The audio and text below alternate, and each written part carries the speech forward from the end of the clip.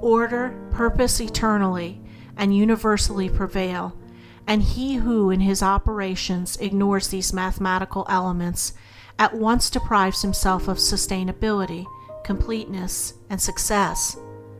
Life without a plan, as useless as the moment it began, serves merely as a soil for discontent, to thrive in, an encumbrance ere half spent.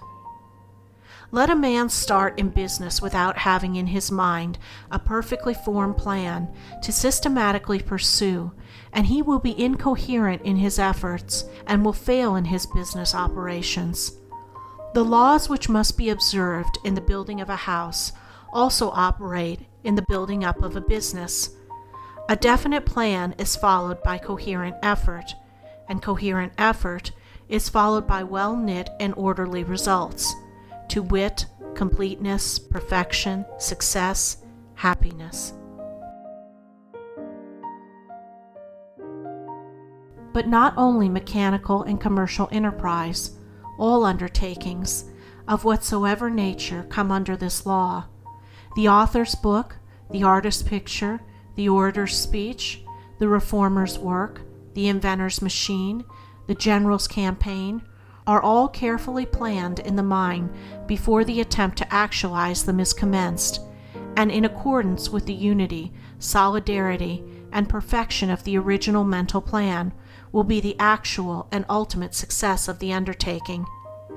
Successful men, influential men, good men, are those who, amongst other things, have learned the value and utilized the power which lies in those obscure beginnings, which the foolish man passes by as insignificant. But the most important beginning of all, that upon which affliction or blessedness inevitably depends, yet is most neglected and least understood, is the inception of a thought, in the hidden but casual region of the mind. Your whole life is a series of effects having their cause in thought, in your own thought. All conduct is made and melded by thought. All deeds, good or bad, are thoughts made visible. A seed put into the ground is the beginning of a plant or tree. The seed germinates. The plant or tree comes forth into the light and evolves. A thought put into the mind is the beginning of a line of conduct. The thought first sends down its roots into the mind, and then pushes forth into the light in the forms of action or conduct, which evolve into character and destiny. Hateful, angry, envious, and impure thoughts are wrong beginnings, which lead to painful results. Loving, gentle, kind, unselfish, and pure thoughts are right beginnings, which lead to blissful results. This is so simple, so plain, so absolutely true, and yet how neglected, how evaded, and how little understood. The gardener who most carefully studies how, when, and where to put his seeds obtains the best results and gains the greater horticulture knowledge. The best crops gladden the soul of him who makes the best beginning. The man who patiently studies how to put into his mind the seeds of strong, wholesome, and charitable thoughts will obtain the best results in life and will gain greater knowledge of truth. The greatest blessedness comes to him who infuses into his mind the purest and noblest thoughts.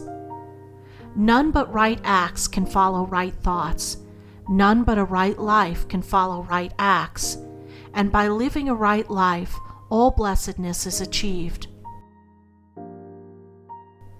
He who considers the nature and import of his thoughts, who strives daily to eliminate bad thoughts and supplant them with good, comes at last to see that thoughts are the beginnings of results which affect every fiber of his being, which potently influence every event and circumstance of his life. And when he thus sees, he thinks only right thoughts, chooses to make only those mental beginnings which lead to peace and blessedness. Wrong thoughts are painful in their inception, painful in their growth, and painful in their fruitage. Right thoughts are blissful in their inception, blissful in their growth, and blissful in their fruitage. Many are the right beginnings which a man must discover and adopt on his way to wisdom. But that which is first and last, most important and all-embracing, which is the source and fountain of all abiding happiness, is the right beginning of the mental operations. This implies the steady development of self-control, willpower, steadfastness, strength, purity, gentleness, insight, and comprehension. It leads to the perfecting of life, for he who thinks perfectly has abolished all unhappiness. Every moment of his life is peaceful. His years are rounded with bliss. He has attained to the complete and perfect blessedness.